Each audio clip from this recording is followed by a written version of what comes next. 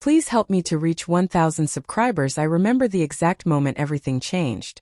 I had been scrolling through my phone, trying to ignore the knot in my stomach that had been building all week. A text from an unknown number lit up my screen. Stop checking. It's not what you think, or maybe it is. I froze. My hands shook and my chest tightened. It wasn't threatening, it was mocking.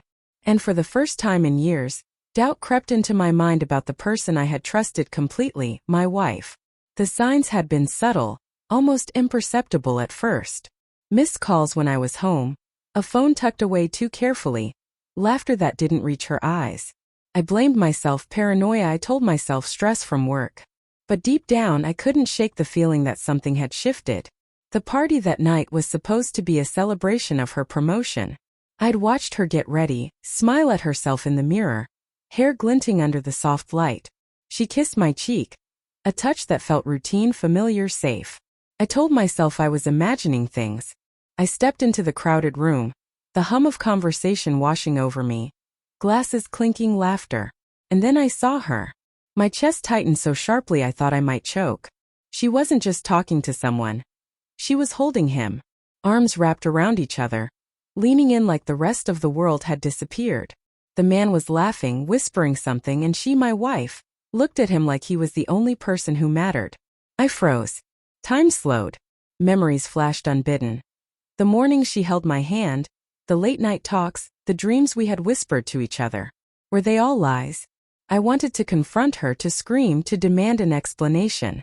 But something inside me recoiled. I walked out, not in a dramatic rush, just slow, measured steps, my hands clenching and unclenching. The cold night air outside hit me like a slap. I couldn't breathe. My mind replayed the scene, each laugh, each touch, each secret smile she had given him instead of me. For days afterward I couldn't eat, couldn't sleep. I replayed every small moment, questioning myself.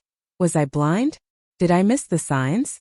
The sudden late nights at work, the little white lies, the phone that buzzed and disappeared into her purse whenever I approached.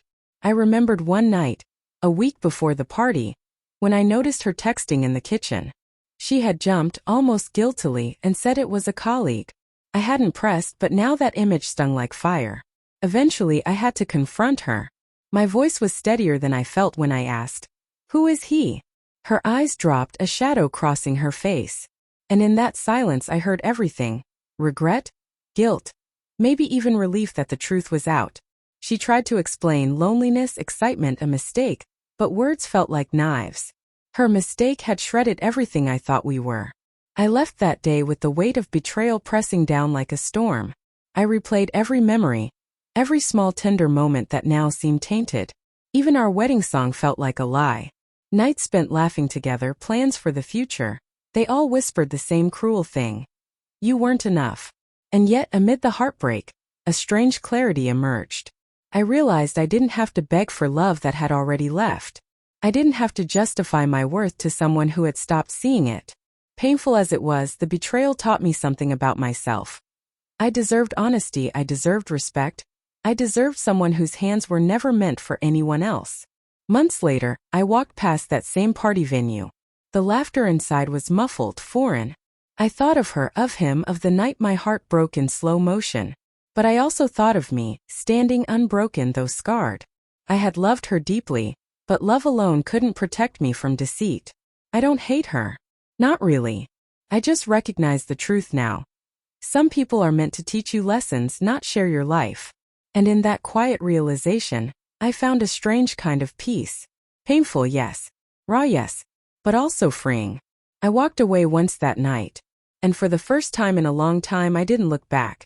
Not because I didn't care, but because I finally understood my own worth.